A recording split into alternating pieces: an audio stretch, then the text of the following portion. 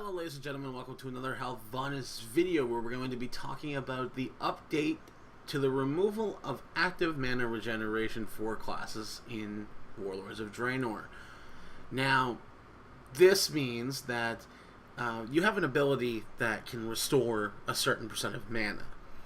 And when restoring a certain percent of mana, that is actively regenerating some mana for you.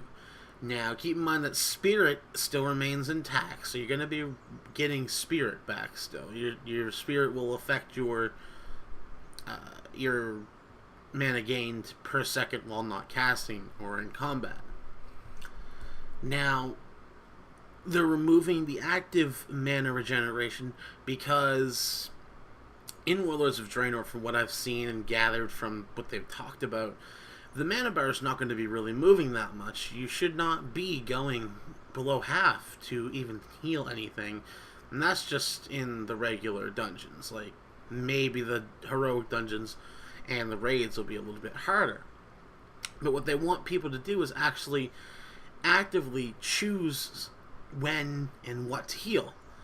And a lot of people are confused as to why they're doing that. Or not even confused, but really appalled that they're doing that. And I don't understand why.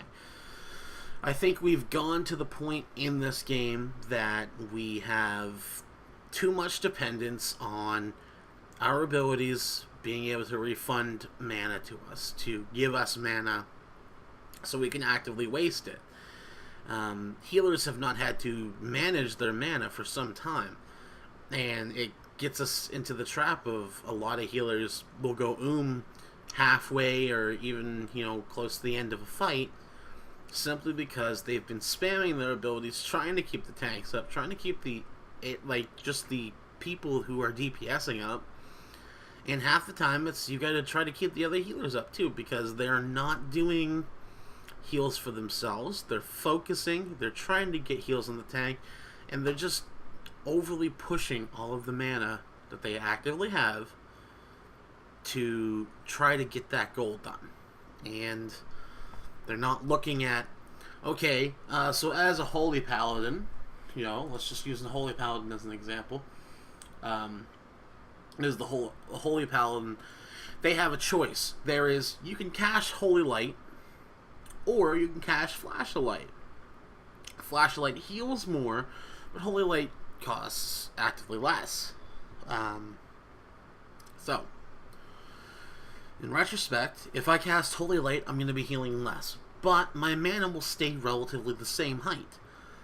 If I cast Flash of Light, I'm blasting through my mana quite a bit, but I am healing huge. And what healers are seeing there is the bigger healing number, the bigger healing number is always going to be better. That's what a lot of our healers are thinking now. They're not thinking in terms of mana recovery, not thinking in terms of keeping my mana at a decent enough level that I can actively heal the people and not have to worry about whether or not I'm going to need a mana restore. Like, am I going to need to drink a mana potion? Am I going to need to cast the Druid's Innervate? Am I going to need that? The fact that we have Innervate and the fact that we have abilities that will restore that mana is making just people lazy, I think. And when it comes to playing this game, the more fun you're going to have is when you're actively doing things. I had more fun actively mitigating as a tank than I ever did beforehand when I was at defense cap or whatever, and I couldn't be crit or I couldn't be hit that much. It was less challenging to tank back in the day than it is to tank now. Actively now, as a monk, you've got to push your abilities on cooldown. You've got to pop certain abilities at certain points. Pallies, you have to pop things at certain points.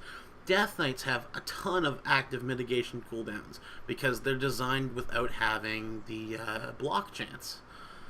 So, for Death Knights and monks especially, to be even on the equal par for the tanks that we have now, like paladins and warriors, we have to actively mitigate our damage coming in.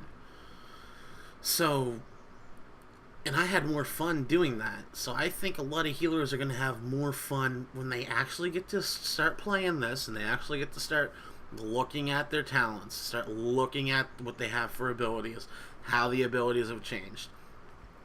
I think that people are going to like this change. I really think that people will adapt to it quickly, and I think that they will basically view WoW in a new light. I think they're going to have more fun when they play with active mitigation, or not even active mitigation, sorry. I think they're going to have more fun when they don't have to play with active mana regeneration. I think they're going to be having more fun when they have to say, okay, do I cast this now, or do I have enough time to cast Holy Light? Or am I going to need to use my flashlight really quick just to top up the tank while I cast another heal on somebody else? Those are the things we're going to be thinking about. And as for active mana regeneration for DPS, mages especially, I'm sure that they would not have put that in there if they didn't want to stop mages from constantly spamming one ability. And that's probably the same case for every caster. They don't want you to spam constantly one ability. They want you to have different abilities for different situations that will keep your mana around relatively the same height that you started off with. I might be just talking out of my ass. I don't really know too much about healing. I don't heal a lot. I mainly play melee or tank, and very seldom do I use a caster. The only other range that I have is a hunter, and I really don't do much with him because I have no interest in playing my hunter at the moment. Well, anyway, guys, I hope you enjoyed this, and leave your thoughts in the comments below.